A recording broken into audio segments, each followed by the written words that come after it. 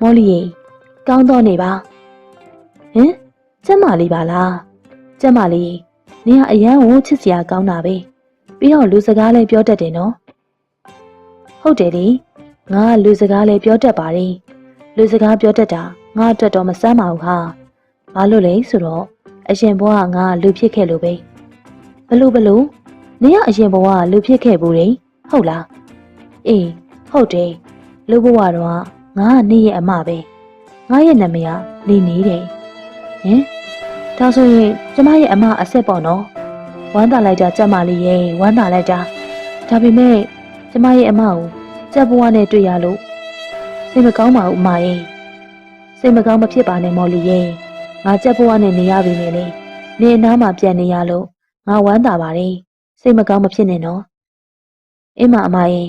ဖြစ်လာမှတော့လေစိတ်မကောင်းဖြစ်ရွာလွယ်လို့ဘာတတ်နိုင်ပါလဲဒါနဲ့အမဘယ်မှာနေတာလဲယင်အမဟိုးတော်ဆက်ကတစ်ပင်ကြီးမှာနေတာပါအဲ့ဒီမှာနေလို့ရောအဆင်ပြေရဲ့လားယင်ညီမနဲ့အိမ်မှာလိုက်နေပါလားမဖြစ်ပါဘူးမော်လီရဲ့တော်ဆက်မှာနေရတာငါအတွက်လွတ်လပ်ပါတယ်ပြီးတော့ငါ့ကိုလည်းအန်ဒီရဲ့ပေးမဲ့သူလည်းမရှိပါဘူးအင်းလေအမအတွက်အဆင်ပြေတယ်ဆိုရင်လေပြီးတာပါပဲ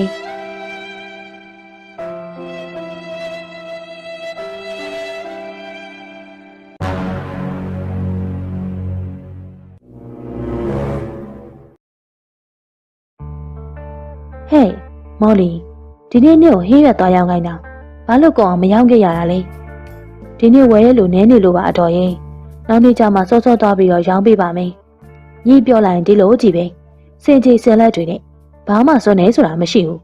ဈေးရောင်းခိုင်းတော့လည်းမရောင်းရဘူးသူများအိမ်မှာအိမ်မော်သွားလောက်ခိုင်းပြန်တော့လည်းမလုပ်ချင်ဘူးဒီတိုင်းဆိုရင်နေပါလောက်စားမလဲသွားတော့ညီမျက်နှာကိုမမြင်ချင်တော့ဘူးငါအိမ်မော်ကစင်အတော်ရဲ့အတော်ကိုပဲအားကိုးပြီးတော့နေရတာအိမ်မောကနေအတော်စင်ခိုင်းတော့မော်လီကဘယ်မှာသွားနေရမှာလဲအိုးအေးနေ့ကနေဘယ်မှာပဲနေငါအိမ်မော်မှာမနေရင်ရပြီစံကုန်မြေလေးတယ်အေးအင်းမအတော်ရဲ့အတော်မနေစေချင်လေမော်လီထွက်သွားပေးပါမယ်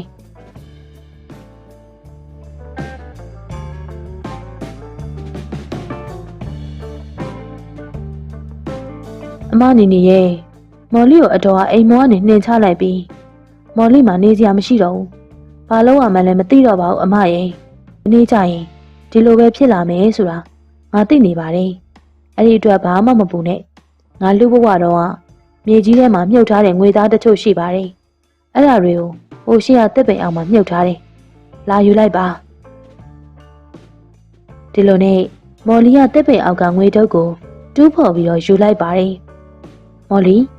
အဲ့ဒီငွေတွေနဲ့အိမ်လေးတစ်လုံးနဲ့စားဖို့အတွက်တော့အဆင်ပြေမှာပါဝမ်းသာလိုက်တာအမနေနေရဲ့ဝမ်းသာလိုက်တာဒီလိုနဲ့မော်လီကတစ်ပင်ရင်းမှာမြုပ်ထားတဲ့ငွေသားတချို့နဲ့အိမ်လေးတစ်လုံးကိုစောင့်နိုင်ခဲ့ပါတယ်အမရင်အိမ်လေးတစ်လုံးလေးရစားစရာတွေလည်းရပြီဆိုတော့အဆင်ပြေသွားပါပြီအမနေနေကိုလည်းကျေးဇူးတင်ပါတယ်ကျေးဇူးတင်စရာမလိုပါဘူးမော်လီရဲ့နင်းနဲ့ငါကလူဘဝတော့မောင်နှမအရင်တွေပဲအခုလည်းငါတို့ကမောင်နှမတွေပါပဲ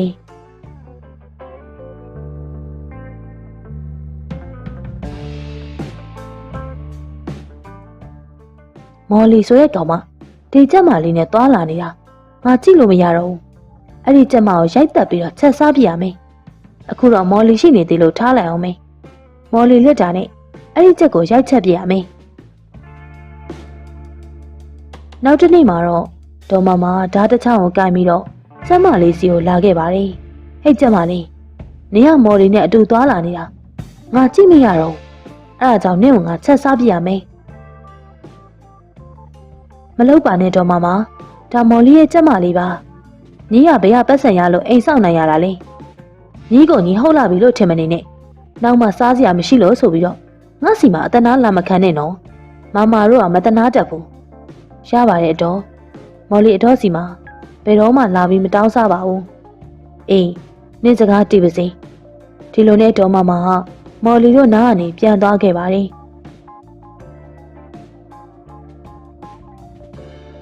ကျေးဇူးတင်ပါတယ်မော်လီရဲ့နေရာငါ့ကိုကောက်ွယ်ပေးလို့ငါဝမ်းသာမိပါတယ်ရပါတယ်အမနေနေရဲ့ကျေးဇူးတင်ရမယ့်သူမဟုတ်ပါဘူးဒီနေ့မှာတော့မော်လီကတစ်သီးတွေကိုရောင်းဖို့အတွက်ထွက်လာခဲ့ပါတယ်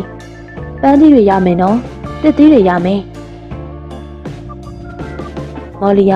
တစ်သီးတွေကိုသွားရောက်နေချိန်မှာပဲဒေါ်မမကမော်လီတို့အိမ်ကိုလာပြီးတော့ကျမလေးနီနီကိုတတ်ပြီးသူ့အိမ်ကိုပြန်ယူသွားခဲ့ပါတယ်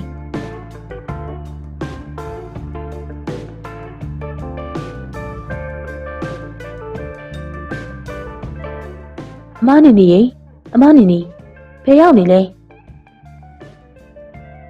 အမနီနီကိုဒီမှာလည်းမတွေ့ဘူးသူနေတဲ့တစ်ပင်ကြီးစီကိုရောက်နေလားမသိဘူးသွားကြည့်အောင်ပါပဲအမနီနီရေအမနီနီခဏအကြာမှာတော့ကျမလေးနီနီကမော်လီရဲ့အရှိမဘွားကနေပေါ်လာခဲ့ပါတယ်မော်လီနင်ငါ့ကိုရှာနေတာလားဟုတ်ပါတယ်မမရဲ့အမကိုစိတ်ပူလို့လိုက်ရှာနေရတာပါငါလည်းမကြခင်တခြားဘွားတစ်ခုသွားရတော့မယ်မော်လီငါ့ကိုတော့မတတ်ပြီးတော့စားပြစ်လိုက်ပြီဘလို့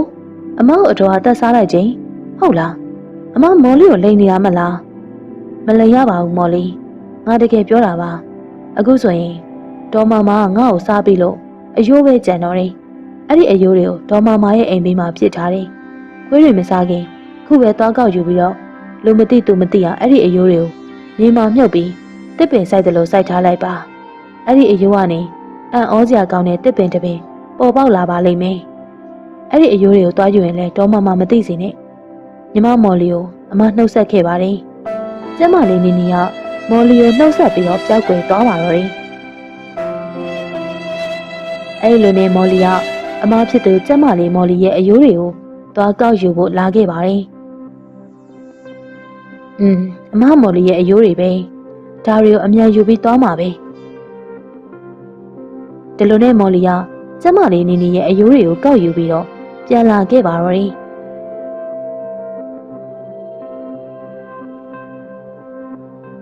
ကဲမမနီနီရေမမရဲ့အယိုးတွေကိုအမမှာတဲ့အတိုင်းမြေကြီးထဲမှာစိုက်ထားပြီးပါပြီအမနီနီတယောက်ကောင်းရမွန်ရအောင်ရောက်ပါစေလို့ညီမလေးဆုတောင်းပေးပါတယ်မမရေ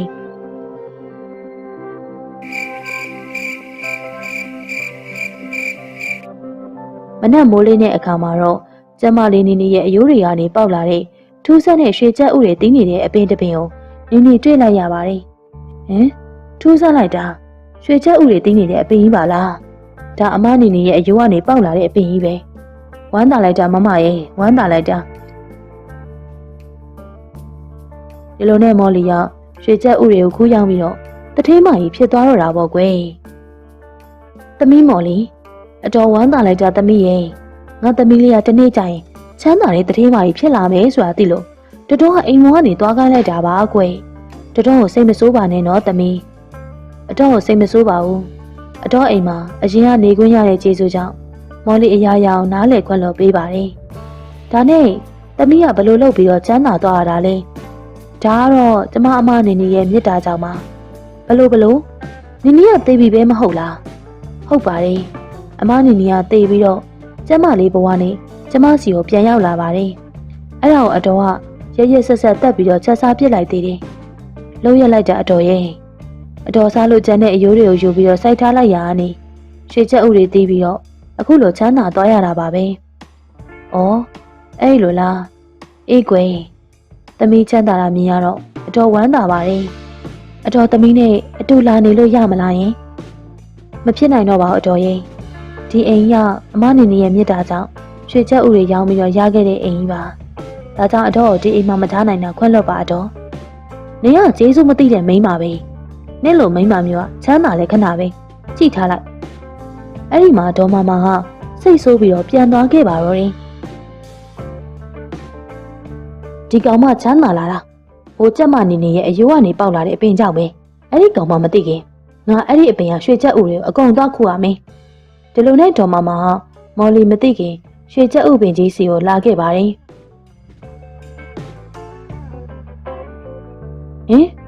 မော်လီပြောတော့ရွှေချက်ဥသိတဲ့ဆိုဘာလို့ရွှေချက်ဥမသိပဲနဲ့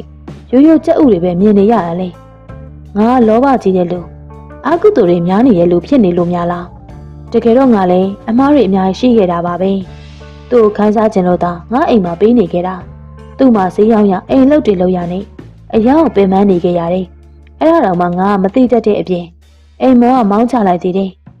င ငါမှားပါတယ်မော်လီရဲ့ငါတောင်းပန်ပါတယ်အတော်ပြောနေတာတွေကိုမော်လီကြားပြီးပါပြီအတော်ကမော်လီနားလေပေးပါတယ်အတော်ရဲ့အတော်အတွက်လေစားဝတ်နေရင်မပူပင်ရအောင်လို့လက်ဝတ်ရတနာတွေနဲ့အသက်ပြငွေတွေကိုဒီအထုပ်ထဲမှာထည့်ပေးထားပါတယ်ဒါကအတော်အတွက်ပါကျေးဇူးတင်ပါတယ်သမီးမော်လီရဲ့အဲ့ဒီမှာတော့မမရွှေထုပ်ကိုယူပြီးတော့ပြန်သွားတော့တာပေါ့ကွယ်မော်လီကတော့ရွှေချက်ဥတွေတီးတဲ့အပင်ကြီးနဲ့အတူချမ်းချမ်းသာသာနေထိုင်သွားတော့တာပေါ့ကွယ်ပရိသတ်များရှင်အခုတင်ဆက်ပေးခဲ့တဲ့ပုံမြင်လေးကတော့ရွှေချက်ဥတွေတီးတဲ့အပင်ဆိုတဲ့ပုံမြင်လေးကိုတင်ဆက်ပေးခဲ့တာပဲဖြစ်ပါတယ်နားဆင်ပေးခဲ့ကြတဲ့ပရိသတ်များအားလုံးကျေးဇူးတင်ပါတယ်ရှင်